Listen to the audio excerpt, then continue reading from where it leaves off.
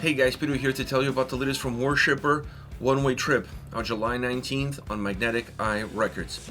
This album has 9 tracks, 41 minutes in length, and this is the band's third full-length studio album. They are an American psychedelic rock band. When it comes to the design of this record, the album is exactly what I was expecting.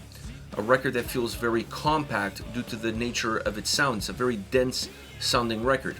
So when you have an album that sounds like this with a design that obviously enhances that sense of linearity, it's easy to forget, or it's easy not to notice how dynamic the record really is, because under the surface this is quite dynamic album that has quite a bit of movement, but the overall experience, the overall atmosphere, the sense, the emotions that come out of the sound of this album flatten everything out and allow you to see the record a lot more linear than what it actually is.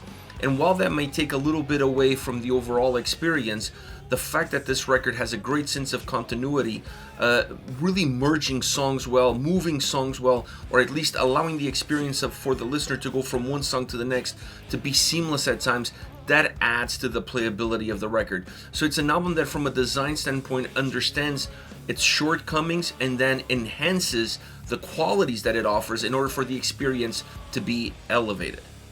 As far as the sound goes, like I said, it's psychedelic rock. I think that's the best way to describe the sound on this record, with a big heavy metal influence. The interesting thing about the psychedelic experience of this album is that while the end result on every song is exactly the same, that psychedelic experience, the way that they get you there is quite different on a song-by-song basis. Obviously, it repeats itself throughout the album, but they keep giving you different looks and different feels in order to create that dynamic movement that at times feels quite linear because of the atmosphere being so balanced above it. As far as the actual sound goes, it's an album that has an old school approach, but when you think of psychedelic rock, you think of the 70s. So this album has a production that helps push the record into that category of an old school sounding album, but that is the sound of the band as well. So it's an album that doesn't break character, that stays very, very close to home as far as what this band has done in the past, and it stays very close to home as far as what their characteristics are.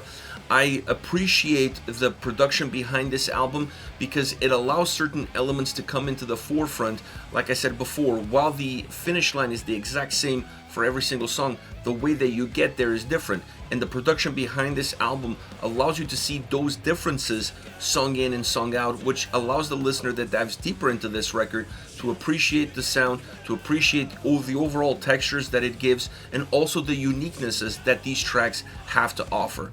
If you're not diving deep into this record and you're just pressing play and it's kind of in the background, I think you're going to miss some of those intricacies, some of those details are going to be a little bit hidden in the overall feel and the overall essence of this album, and that linearity is going to be the one thing that's going to come to the surface. But that takes nothing away from the production, the quality of the sound, and the impact that certain elements really offer to this record, like the guitars, the bass, and the drums. When it comes to the guitars, I was expecting a fuzzier sound out of the guitars. Not to say that that fuzziness is not there, but it's not there consistently. And that's actually a good thing for a record like this, because if the guitars had that sort of experience consistently, then you would really be making the album very dense and very linear and not giving it the right amount of movement.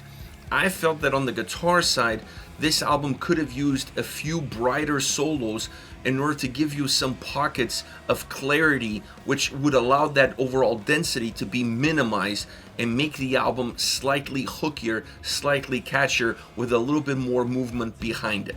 Now, once it comes into the bass, the fact that the bass pops and pops consistently throughout the entire record adds a different texture to the sound. And on this record, I felt like it added two different perspectives. In some songs, the bass coming through so predominantly in the mix allows the tracks to be a little bit groovier. And in certain cases, it allows the songs to be a little bit darker. Getting these two perspectives out of the bass sound while the bass is coming across in the mix very similar throughout the entire album adds life, adds energy, and definitely adds texture to the way the overall sound experience come across. And it's one of the added values that this record has to offer. On the drum side, we see a little bit more consistency. It's a drum sound that barely ever gets heavy to the point of overshadowing everything that it's around. Not that I was expecting that to be the case. There are a few songs where the drums have a little bit more consistency, have a little bit more intensity, but overall is a drum sound that gives substance to what the guitars are doing and to what the overall soundscape is. And I include even substance into the way they infuse some synths and some keys to create that more psychedelic atmosphere. The drums work really well with those elements because allow them to penetrate the drum sound and gives the drum sound a little bit more of lateral space. It gives it a little bit more width, which is really important in order to make the record feel a little bit more substantial and not really narrowing it down, considering already how dense the overall experience is.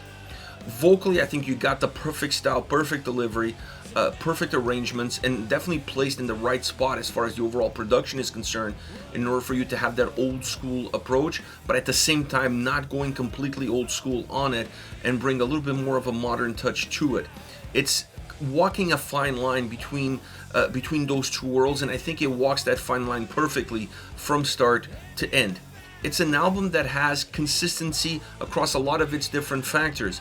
And the interesting part about the record, like I said, is that it's a psychedelic album. At the end of the day, every song has that sort of essence to it. The way you get there is what changes, but it's also a record that, in my opinion, is missing a few cornerstones, is missing a few ingredients in order to give the listener a little bit more of a substantial impact.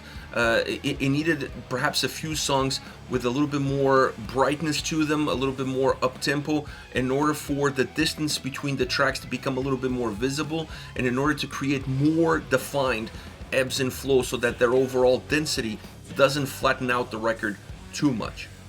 As far as favorite songs are concerned, I want to start off with Keep This, a more throwback rock song with a great guitar sound, a lot of texture on that guitar sound, the bass popping a lot, which in this song adds quite a bit of groove, and then the vocal to match the essence of the sound, which is a very groovy song, a groovy, catchy song that really has your ear from the get-go. I love the simplicity and effectiveness of the chorus. That adds to the fact that it's a catchy track. The bass, like I said, it's super groovy, which adds to the overall grooviness of the song, and the guitars sound phenomenal. I also enjoy the keys on this track because a lot of the psychedelic elements of this song really came from the infusion of a few keys throughout this track. Next, we have Only Alive, a much denser sounding song, a track that doesn't have as much clarity in it, and it doesn't have grooviness in it either. The bass on this track actually adds density to how the sound comes across. The guitars are a little bit thicker, a little bit fuzzier, so you have a lot of elements that make the song dense and thick, which also takes some of the movement away from the track. There is a few spots of clarity in the chorus. The vocals are a little bit warmer, that adds some more energy, but overall it's not a song that really breaks the mold, and it's a song that feels very consistent in the sound, in the experience, and what it offers from beginning all the way to the end. Last but definitely not least, The Spell. Now this is one of my favorite tracks all around because it's a more up-tempo song. It's a song that has a lot more energy. It has perhaps the most dynamic guitar sound of any track on this record. It's super textured. The bass once again pops quite a bit, and it helps the grooviness of the track, and it helps give even more texture to the overall sound. It also a song that vocally opens up more, which brings a little bit more light. It makes the song feel a little bit more bright, and that enhances the already brightness of sound that's already there. So the two are working really well with one another. It's a great guitar sounding song, and I think that and the brightness of the vocals are the two main key components. This song guitar wise has so much to offer. There's so many different ebbs and flows, there's so much movement, so many different textures. It's a great song guitar wise, and that allows this to be a very rich track that still has that psychedelic presence behind it. This is it, Worshipper with One Way Trip, out July 19 on Magnetic Eye Records. Let me know your thoughts on the band. Hit me up in the comment section. I'll see you all in the next video. Take care, guys.